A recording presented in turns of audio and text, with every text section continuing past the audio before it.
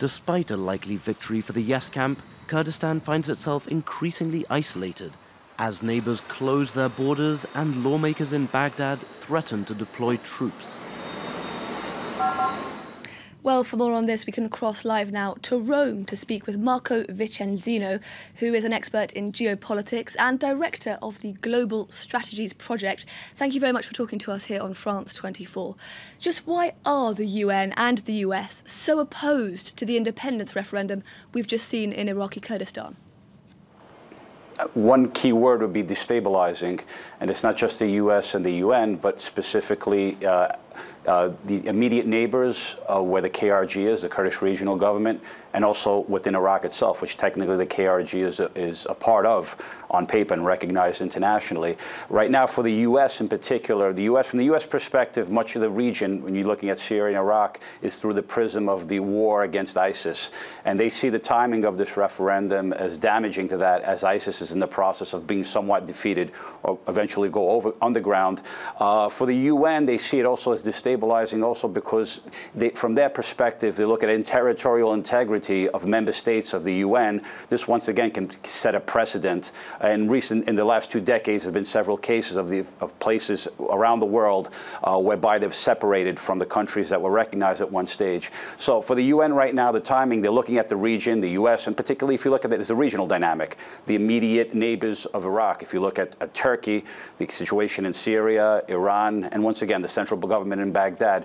And one of the places where you can see one of the flashpoints where this destabilization can actually come to armed violence is in the city of Kirkuk, which is obviously, there's the oil factor, it's very rich in oil, but also it's a city that's a mosaic. It's not just ethnic Kurds, but also Arabs, Turkmen. It's a mosaic of a city in terms of minorities, and it's there that you can see a potential flashpoint. So far, there's been jubilation within Iraq, but within the Kurdish Regional Government.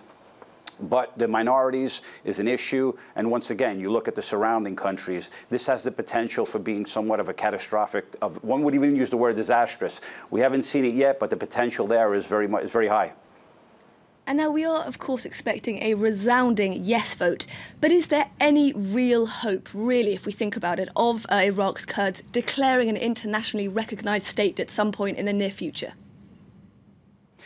So a lot of the Kurdish leadership right now has changed tone ever since, say, in the last 24 to 48 hours.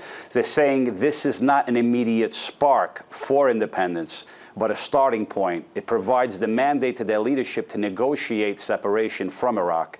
So for those who say that it's not, from their perspective, it's not immediate independence. There's been a change of tone.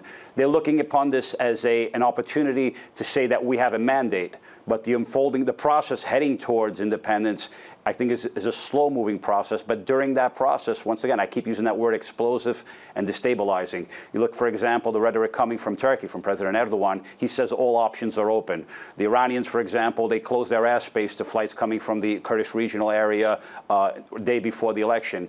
Iraq already, the central government in Baghdad is somewhat, is mobilizing its forces in certain places within Iraq. There's certain regions between the Kurdish regional government and the central government in Baghdad, which are potential flashpoints, apart from Kirkuk, which I mentioned earlier. And then you look at the situation in in the east of Syria, northeastern Syria, whereby the local Kurds there, they see it's their time also, and they've been emboldened. So you have the largest stateless ethnicity in the world, technically, are Kurds, around 30 million people, divided generally between Iraq, Syria, Iran, and Turkey.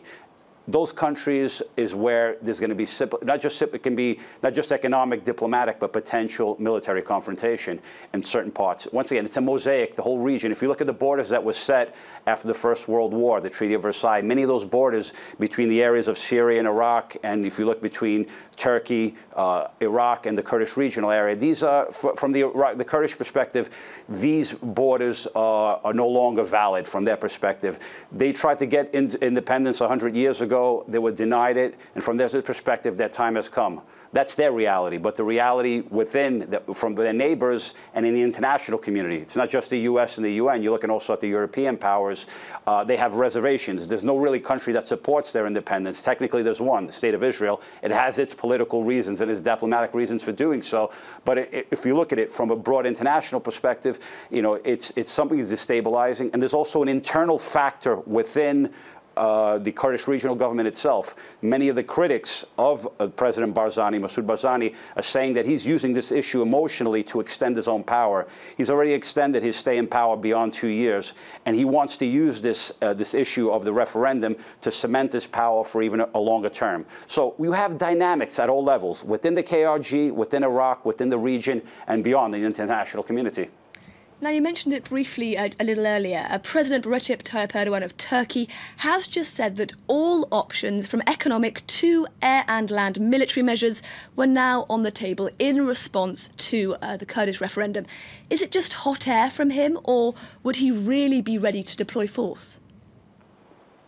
He's already deployed forces on the border, and traditionally, you've looked in previous decades, there's been several incursions by Turkish troops into the KRG, into northern Iraq. So any kind of incursion wouldn't really be something new. Obviously, under the current circumstances, it would be a lot more controversial. But I think whereby President Erdogan, his first line of defense in terms would be the economic sanctions. The oil coming out of the KRG obviously has to go through the pipelines in Turkey, and he himself said it. We control the valves, and we can turn those valves off whenever we want. Obviously, for Turkey's economic situation internally, if you cut off those valves, it's not that they would just be cutting off the valves with the Kurdish, the KRG would be suffering. Also, the Turkish economy could take a toll because they're also making money off of that flow of oil and through the pipelines. So I would say his first line of defense would be on the economic side.